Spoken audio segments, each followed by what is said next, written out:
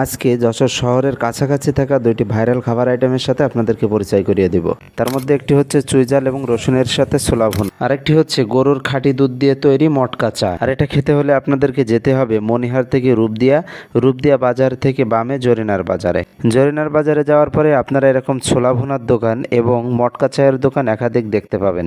তবে প্রত্যেকটা দোকানের খাবারের স্বাদ কিছুটা 19-20 হলেও এগুলো সবগুলোই মূলত মুখরোচক। এটা এতটাই ভাইরাল এবং মুখরোচক যে আপনি যদি সাপ্তাহিক ছুটির দিনে এখানে যেতে চান এবং যেতে যদি আপনার একটু লেট হয় তাহলে হয়তো আপনাকে নিরাশ হয়ে ফিরে আসতে হবে। ছোলা ভুনার মধ্যে স্পেশাল যে বিষয়টি ছিল সেটা হচ্ছে চুইঝাল এবং সিদ্ধ রসুন।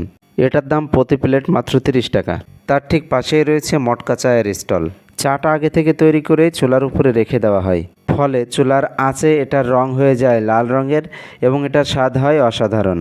অন্যান্য জায়গার মতো এখানেও মটকাগুলো অর্থাৎ চায়ের পেয়ালাগুলোকে খুব সুন্দরভাবে গরম করে নেওয়া হয়। তারপরে এই গরম মটকার উপরে যখন গরম চাগুলো ঢেলে দেওয়া হয় তখন সেগুলো গরম থেকে আরও গরম হয়ে ওঠে। তাই খেতে গেলে একটু সাবধানতা অবলম্বন না করলে জিহ্বা পুড়ে দেওয়ার সম্ভাবনা অনেক বেশি।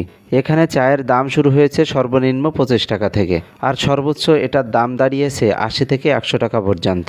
তবে এটার মধ্যে একটা স্পেশাল বিষয় আছে, আর সেটা হচ্ছে বিভিন্ন রকম বাদামের গুঁড়া।